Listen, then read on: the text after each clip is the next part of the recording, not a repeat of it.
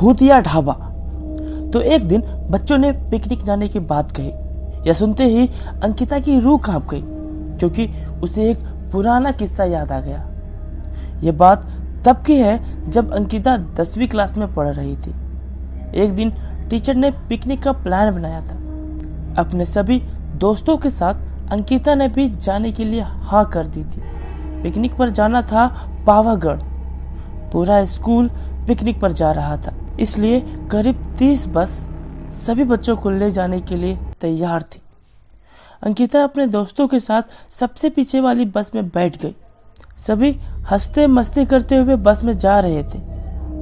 तभी कुछ दूर जंगल के पास पहुंचकर उसी बस से तेज आवाज आई।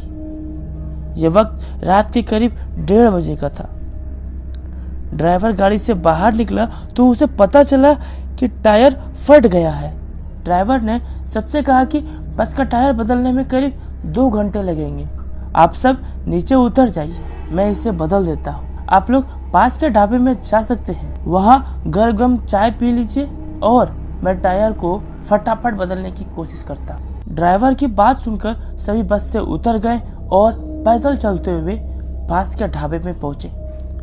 वहाँ एक बूढ़ा व्यक्ति चाय बना रहा था। इतनी रात को ढाबा खुला हुआ और किसी इंसान को चाय बनाते देख सबको हैरानी हुई। उस बूढ़े इंसान ने कहा, आप सब चाय पी लीजिए, यहाँ अक्सर लोगों की गाड़ी खराब हो जाती है, इसलिए मैं भी अपना ढाबा हरदम खुला रखता हूँ। आप जैसे राहगीर को कुछ मदद हो जाती है। उनकी बात सुनकर सबने चाय का ऑर्डर दे दिया। उन्होंने कुछ ही देर में सबके लिए चाय बनाकर मेज पर रख दी।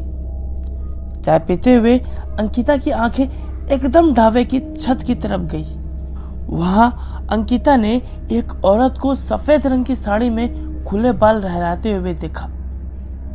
कुछ देर बाद वह जोर जोर से हंसने लगी। भले ही हंसने की आवाज किसी को सुनाई नहीं दे रही थी, लेकिन अंकिता ने उसे मुंह खोलकर हंसते हुए देखा था। ये सब देखकर अंकिता ने डर के मारे आंखें नीचे झुका ली। कांपते हुए किसी तरह से अंकिता ने चाय दोबारा पीना शुरू की कि उसी वक्त जोर से किसी के चिल्लाने की आवाज जंगल की ओर से आई। ढाबे में बैठे हुए सभी बच्चे और टीचर उस आवाज को सुनकर डर गए।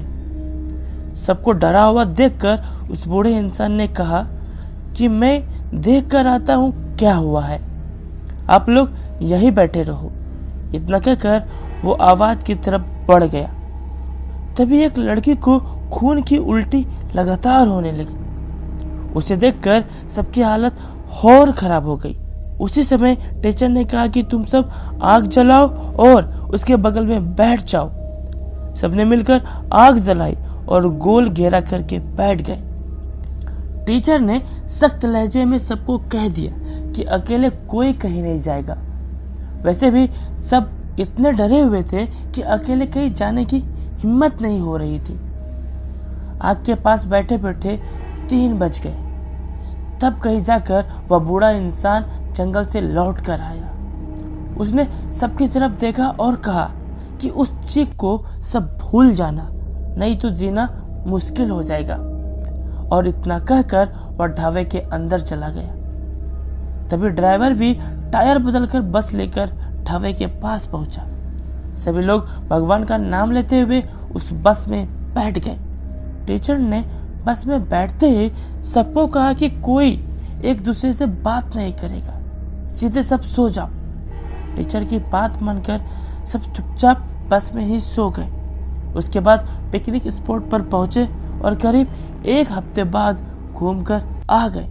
पिकनिक में किसी ने एक दूसरे बस के बच्चे से उस रात के बारे में कुछ नहीं कहा, क्योंकि टीचर ने मना किया।